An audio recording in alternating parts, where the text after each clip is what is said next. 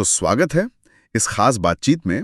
आज हमारे पास doctor Joseph Murphy की किताब स्वयं में विश्वास के कुछ अंश हैं।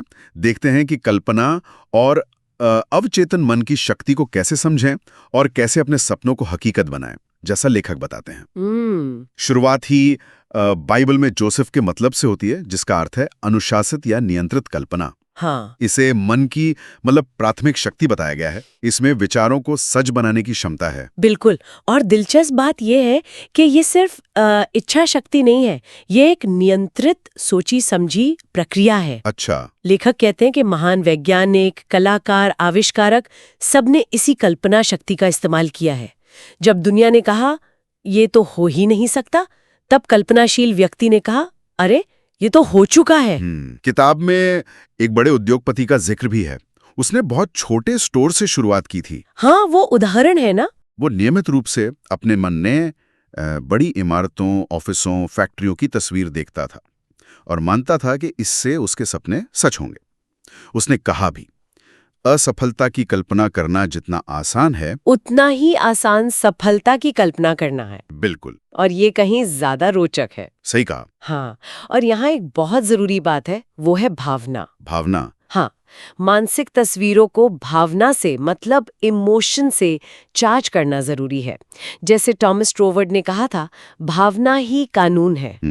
कल्पना के साथ गहरा विश्वास, जैसे वो लड़का जिसने ईसा मसीह द्वारा अपनी माँ के ठीक होने की कल्पना की थी। हाँ, वो किस्सा। या फिर वो प्रबल उम्मीद, जैसे वो टीबी वाले रिश्तेदार का मामला था। उसे किसी ने लकड़ी का टुकड़ा दिया, कहा ये क्रॉस है। अच्छा। और वो ठीक हो गया सिर्फ विश्वास से। हाँ, क्योंकि मर्फी के हिसाब से अवचेतन मन विश्वास पर प्रतिक्रिया करता है। उसे इससे फर्क नहीं पड़ता कि वो विश्वास सच पर आधारित है या झूठ पर। अरे वाह। वो बस आपकी गहरी भावना और यकीन को पकड़ता है। और फिर वो मानसिक नजरिया मेंटल एटीट्यूड की बात, वो भी कमाल की है। हाँ, बिल्कुल। जैसे वो सेल्स गर्ल थी जो पुनर्जन्म के विचार की विरोधी थी, तो वो किताब बेच ही नहीं पा रही थी, पर जैसे ही नजरिया बदला सफल हो गई। सही बात है। या वो हाई स्कूल का लड़का, हाँ, जिसने पढ़ाई के प्रति नजरिया बदला और जिसे लेखक वैज्ञानिक प्रार्थना कहते हैं, उसका इस्तेमाल किया। मतलब वो फोकस्ड विजुअलाइजेशन और एफर्मेशन टाइप कुछ। अच्छा। और उसके ग्रेड सुधर गए।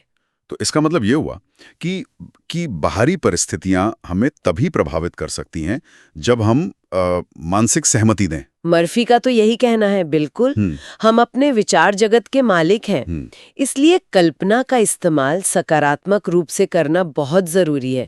जैसे दूसरों में अच्छाई की कल्पना करने से हमारे अंदर भी अच्छी भावनाएं पैदा होती हैं। सही। लेकिन लेखक सावधान भी करते हैं कि भाई बीमारी या अभाव की कल्पना मत करो, ये आपकी मानसिक शांति और खुशी को नष्ट कर देता है। बिल्कुल। और ये तकनीक सिर्फ निजी जिंदगी में नहीं, बिजनेस और निर्णय लेने में भी काम आ सकती है ना। हाँ, जैसे वो एग्जीक्यूटिव था जो सेंट पॉल के साथ काल्पनिक चर्चा करके निर्णय लेता था। अच्छा। या वो स्टॉक ब्रोकर वाला उदाहरण, जो अपने अमीर बैंकर दोस्त से मानसिक बातचीत करके निवेश चुनता था। हाँ, वो कल्पना करता था कि दोस्त उसे बधाई दे रहा है। बिल्कुल। और ये सीधे तौर पर अंदरूनी बातचीत इंटरनल कॉन्वर्सेशन से जुड़ता है। वो स्टॉक ब्रोकर अपनी अंदरूनी बातचीत को अपने लक्ष्य के साथ अलाइन कर रहा था। तो फिर ये तकनीक से अमल में कैसे लाएं? असल तरीका क्या है? देखिए, मर्फी के अनुसार मुख्य तकनीक है, पहले मन को शांत करें, एकदम रिलैक्स। ठीक है। फिर जो आप चाहते हैं उसकी एकदम साफ जेती जागती तस्वीर मन में बनाएं, जैसे वो सचमुच हो रहा है। उसे महसूस करें। महसूस करना। और इसे शांति से, यकीन के साथ दोहराते रहें, जब तक ये विश्वास आपके अवचेतन मन में गहराई से बैठ ना जाए। जैसे मन में एक फिल्म चला रहे हो बार बार। अच्छा, एक मानसिक फिल्म? हाँ, इसमें थोड़ा धैर्य और अभ्यास तो लगता है। तो अगर संक्षेप में कहें, एक अनुशासित कल्पना जिसमें भावना और विश्वास का रंग भरा हो। हाँ, वो हमारे अवचेतन मन को प्रोग्राम करके हमारी हकीकत बदल सकती है। बिल्कुल। चाबी है शांत मन, स्पष्ट मानसिक चित्र और उसे लगातार महसूस करना। सही। बिल्कुल। और जाते जाते सोचने के लिए एक बात छोड़ जाते हैं। हाँ। लेखक अंदरूनी बातचीत पर बहुत जोर देते हैं। तो क्या हमारी अपनी खामोश अंदरूनी बातें जो हम दिन भर खुद से करते रहते हैं, क्या वो हमारे असल लक्ष्यों के साथ हैं? सोचने वाली बात है। या कहीं वो अनजाने में उन्हें काट तो नहीं रही?